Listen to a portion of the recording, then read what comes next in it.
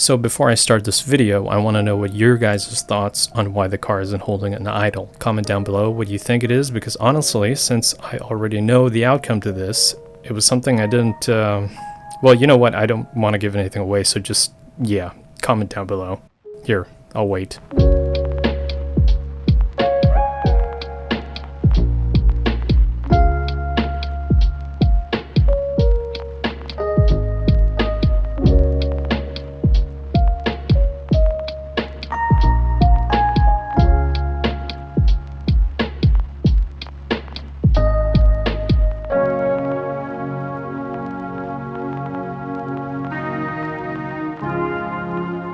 Okay, you guys ready? All right.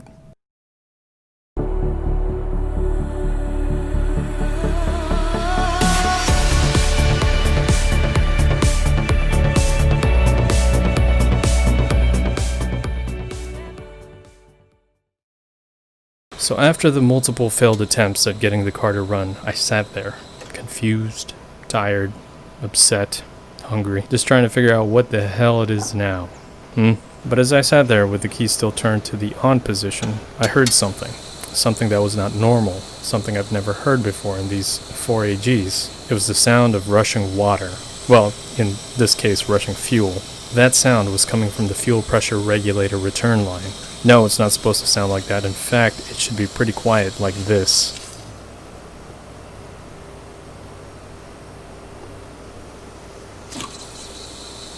Think of my hand pinching off the return line as a properly working regulator.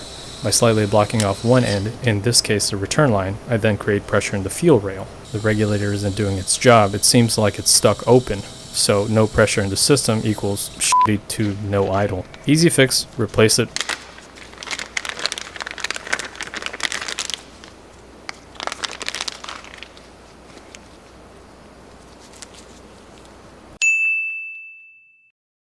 Things to note when replacing the FPR.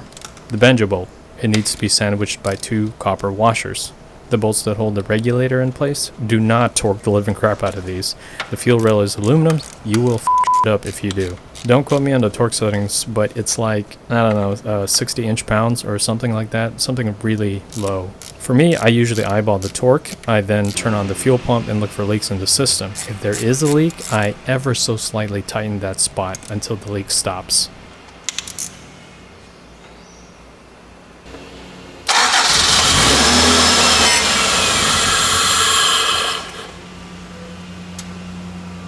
Oh, Jesus. In my rush to install the new fuel pressure regulator and fire up the car, I never did once check to see if the new one was operating correctly. Guess what? It's not. So either A, I bought a new broken part, or B, it's something else. Back to square one, and more annoyed and frustrated than before. At this point, I was just looking for any sort of option, solution, or something to test. Someone had suggested maybe it's the injectors. Maybe they're stuck open, causing low fuel pressure. And you know what? That sounded pretty good to me at the time. But now as I'm narrating this video, I'm thinking, that still would have not solved the rushing fuel from the regulator, right? Yeah, whatever. It's not gonna hurt to test the injectors anyway.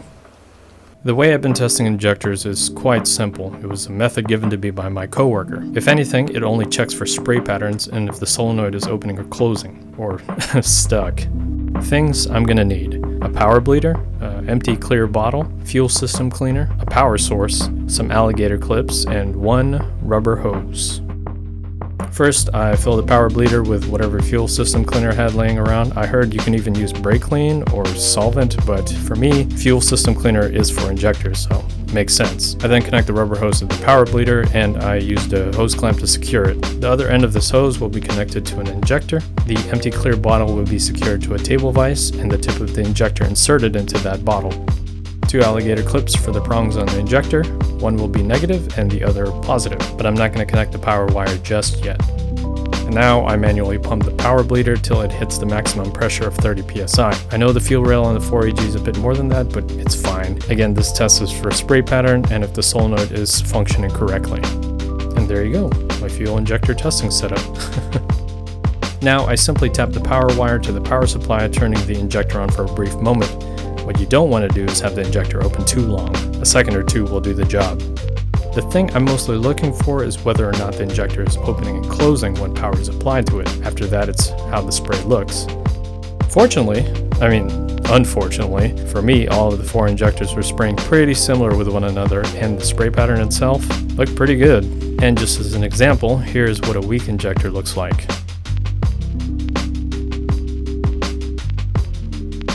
So, at this point, I don't know, man.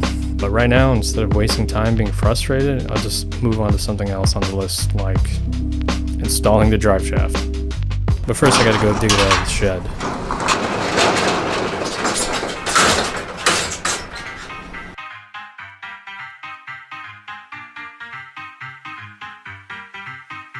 Where in the hell did I put that drive shaft?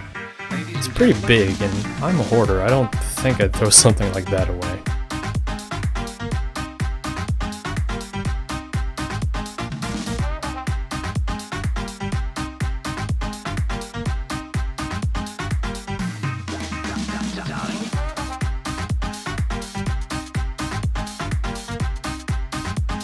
Did I use it on another build?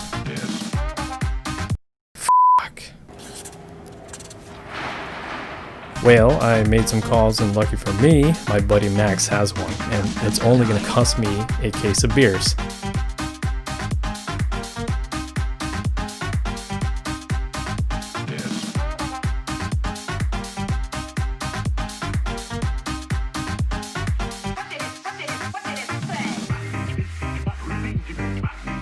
Thanks, Max.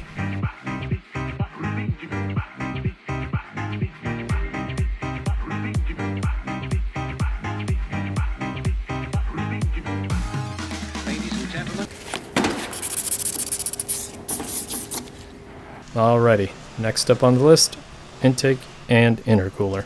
When I bought this 4A GZE setup, it came with a front-mounted intercooler. I thought maybe it was going to be plug and play, but after mocking it up several ways, it's looking like I'm going to have to trim a bit of the front to get it installed. And to be honest, I don't feel like doing that right now, so I opted for option B, the original intercooler that I was supposed to use with the previous GZE setup.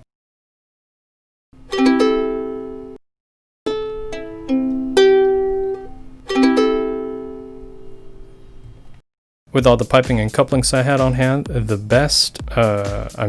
easiest place to put this intercooler was going to be on top of the motor. Yeah, I'm going there. Top mounted intercooler. Hood scoop? Yes. Guarantee it. There is something to note when making piping for the GZ intake system. Make sure anything after the throttle body must be fairly solid. Too long of the silicone coupling will result in it collapsing during idle. This elbow I'm using to join the intercooler and the manifold is an example of that. I don't have much of an option at this time because of the big difference in diameter size, so I'm left to use this elbow. So to prevent the collapse under vacuum, I'll just go ahead and shove a pipe in there and call it a day. The pipe is big enough and I flared one end, so it shouldn't move around.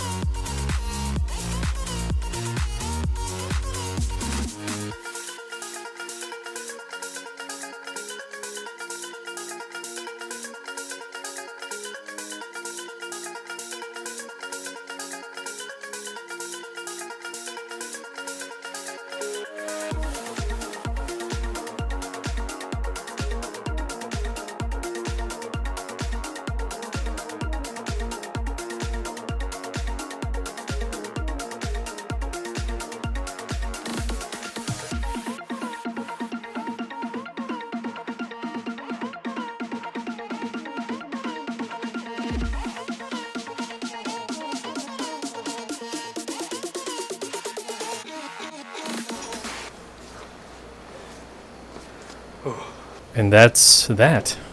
Time for its maiden voyage.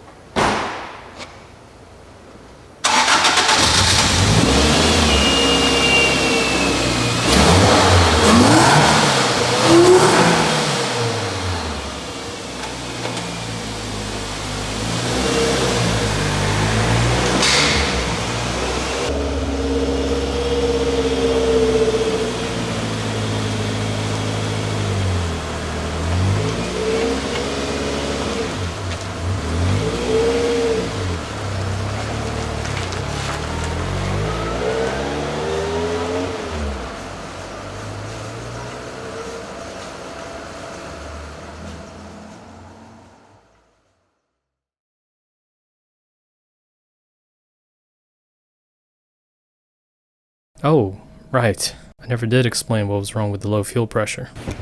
It was caused by this thing. Yeah, the fuel pulsation damper. Who knew? The screw on top, I tried messing with it, but nothing helped, so I just removed it altogether and replaced it with a banjo bolt. And the motor fired up right away. Idled no problem. So yeah, if you guessed this, great, because this problem took me over a week to figure out. See? It wasn't the fuel pump.